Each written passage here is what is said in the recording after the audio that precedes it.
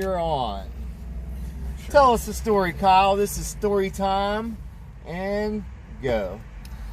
Well, he's trying to figure out something about this camera and stuff like that, and it reminded me of a old hunting trip I went on one time. It really wasn't a trip, just trip to the backyard. You know, I was raised out in the woods.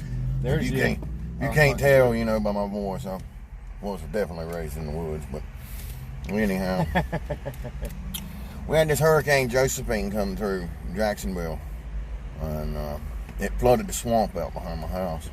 Yeah. Well, me and a buddy took the little canoe, and we went to go check on my tree stand. I had a climber. Right. And so we paddle out about where we knew where we was going. It was really, really hard to tell where we was at, but we found the tree because the climber leaves marks in the tree. Yeah. And so obviously I knew it was my tree. And we pulled up beside the tree, and I took this oar. I had a single-sided 6-foot oar. Yeah. With a T-handle on it, and I took that T-handle and I shoved it down beside the tree below the canoe in the water to try to hit the tree stand, try to find it, you know. And cool.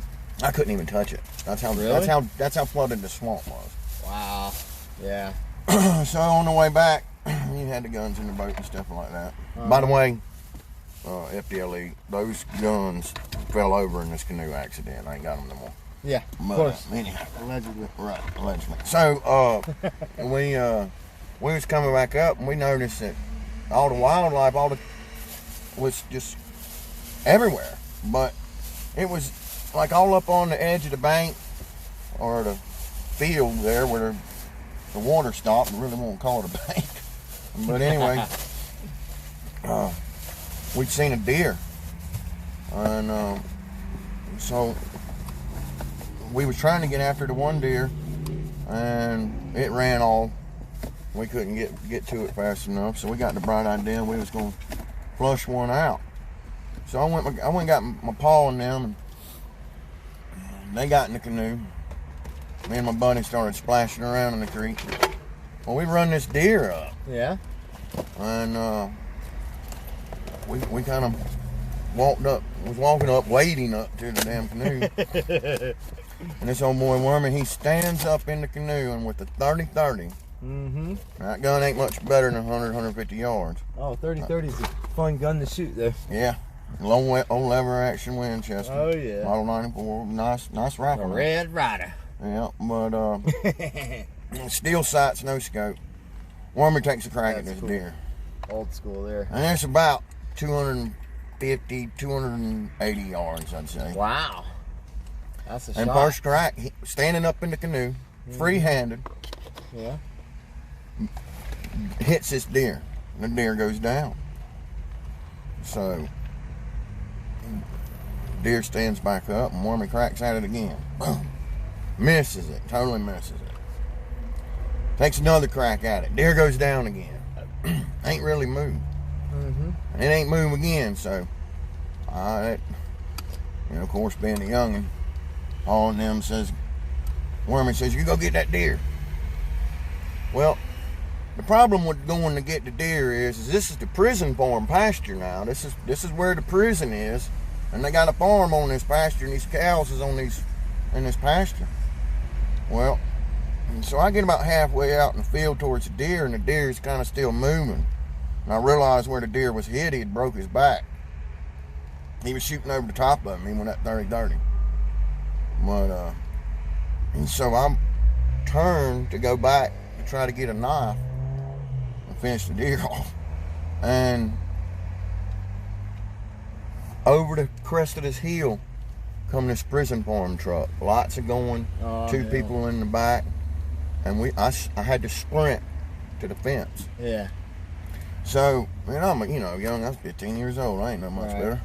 So I had to dive over the top of the barbed wire fence. That's how flooded it was, but it was off of it good enough that I wasn't going to be able to make it running, but I had to just dive over the top of it. I don't know if I went between it, through it. I don't know. But I ended up on the other side of it. About the time just long enough to get behind this tree. And everybody else is gone, left me. Like, they seen it coming. I'm by myself now. Well, I'm behind this tree, and I could hear this old boy. I don't know, what guard it was at that time, but I could hear probably Schwartzel. But anyway, I could hear him walking up to the fence through the water. The prison guards that good? Yeah, well, yeah. Now I do. I didn't then, but anyway. Yeah. So another story, another time. Yeah, that's a different.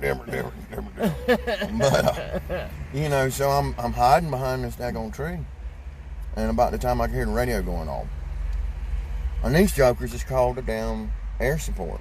Oh Lord! Oh, they big mad. They not a little mad. They big mad. Yeah, and, sounds like it. Yeah. So I'm sitting there, and about the time I could hear what he was saying, and he kind of like he's about to cross the damn fence. So I said, if this joker crosses the fence, I'm gonna have to just swim for it. Well, there's an old branch here called Bear Branch, and it feeds into Thomas Creek. Right. Normally it's just a little slow trickle of water, but like I say, this is flooded. So this branch now is like down the St. Johns River, Yeah. And I make it to this branch, and the current it had in it just took me away from the guy. Oh man. So I was like, well, good, I'm free now. I'll at least swim back up, get out of here. But then the damn helicopter started coming. Oh hell. And it started getting dark. So about the first time it passed over, I was like, well, maybe he didn't see me. But then I heard that sucker come back again. Yeah. The only thing I could think of, I reached up and cut a palmetto from a big palm tree. Sorry. I say palmetto, but it was actually a palm tree. Yeah. It probably wasn't but about 6 foot, but it was a great big one with the great big fronds. Sure. So I reached up and broke one off, and kind of used it as a damn shield for me between the helicopter. And the way I got back and the way I got out of that was I swam back up to the house with this palm frond trying to hide me from this damn helicopter. I know that's a little rough around the edges there for a story, but that's what happened. I made it out of there, but kids don't break the law. That's the main thing. And don't let nobody influence you to break the law when you don't know you're breaking the law either. Maybe I should have known I was breaking the law, but So, end of the story is you got away. I got away. Good job. They got the deer, but we got away. They got the deer, and y'all got away. We got away. And the moral of the story is, don't break the law.